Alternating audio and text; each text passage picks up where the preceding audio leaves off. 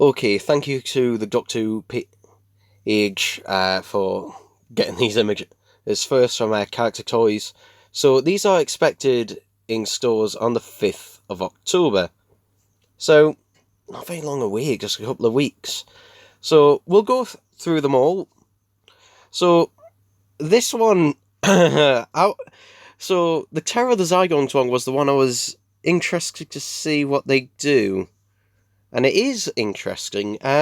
So, obviously, we've got a Benton, we've got the Fourth Doctor, and then we've got what appears to be a generic unit soldier with a mustache. I'm surprised they didn't include a Brigadier. A different variant of the Brigadier, but no. So, the Fourth Doctor, now this actually was a figure, if you remember, they actually made a prototype of this years ago. And presumably they still had the molds of this, unless they've made a new one. But what's interesting about this is that the why have we still got this? Why still? Like, why has it got the cardigan? Why? I mean, to be honest, to be fair, in Terror of the Zygons, he doesn't really wear either. Most of the time, it's an open neck shirt that he's wearing. He's actually not wearing a cravat. He is wearing the green sort of cravat thing, but it's tucked in. It's not actually left hanging out. But again, I don't know why they did this again. Interestingly, the trousers appear to have some detailing on them to make them look, more like actual wool, which is interesting. And the scarf is also an interesting thing as well, which you should be able to remove since it is the Tom Baker body, so removable head. But yeah, next up, so we've got another Fourth Doctor companion set, and hey, that figure that a load of people made a customs of,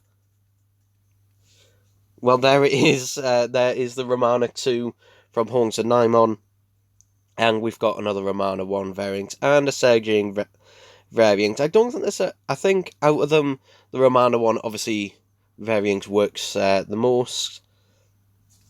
But yeah, again, just basic repaints. So yeah, to be honest, I don't know. I think I definitely prefer the Romana 1 in this set to the original release that we got a couple of months ago. And it is nice to have another Romana 2 variant. The Sarah variant, yeah, it's nice to have another variant of her. And I know Reese, Companions of the 13th, a Brackley Walsh figure, so this time they're subsequent the Gadoon this time around. So, yeah, basically, there you go. I could not care less about that. Fifth Doctor TARDIS. Now, this was the one from Kashkavala, and this was the one I was interested in.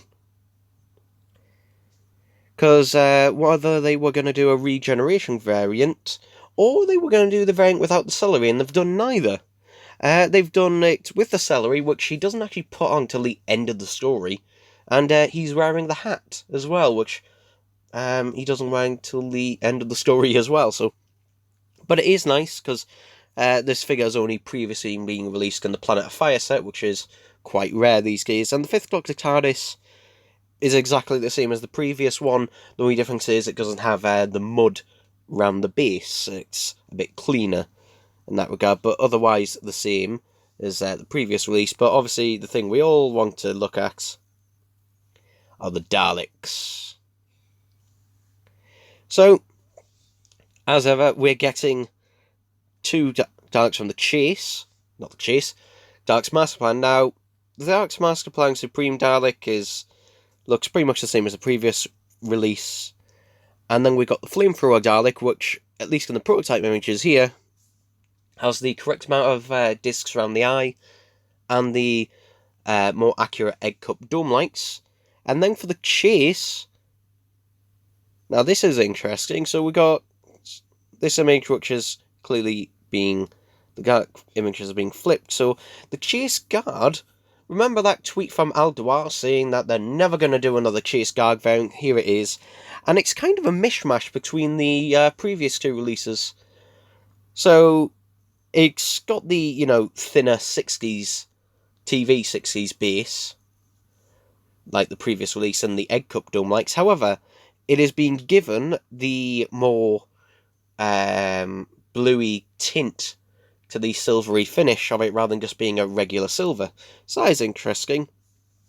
And then the 60s Dalek from the Chase, I was expecting them actually to do the variant that had the silver ball on the eye, but they haven't done that actually. They've done it with the regular dome mics, but interesting they've given it the smaller pupil, which, to be honest, I really wish it didn't actually have. I'd rather both of them just had the standard size pupil. The same with this, they've given the Supreme Dalek the smaller pupil. Again, Dalek's master plan, none of the Daleks in the Dalek's master plan, at least from what we can see, had the lens in the eye, so it shouldn't have the smaller pupil. Same thing goes for the Chase Guard, and especially since it's a standard Dalek as well. That is a bit annoying, so yeah, that is just a bit annoying for me. The good news is you can actually swap the eyes if you do unscrew them and take them apart.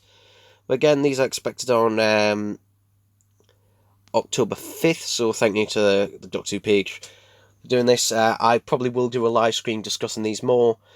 And obviously they're going to be £20, same as the others. But yeah, my theory about them splitting the wave is apparently correct. So basically due to COVID and everything like that, they did end up splitting the wave up.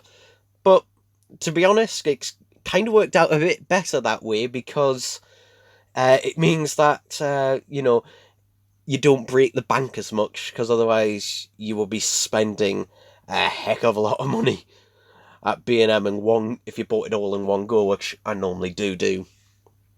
But yeah, but overall, that's it for this announcement. Let me know what you think about them, and I will be getting all these sets, apart from Companions of the 13th Doctor set again.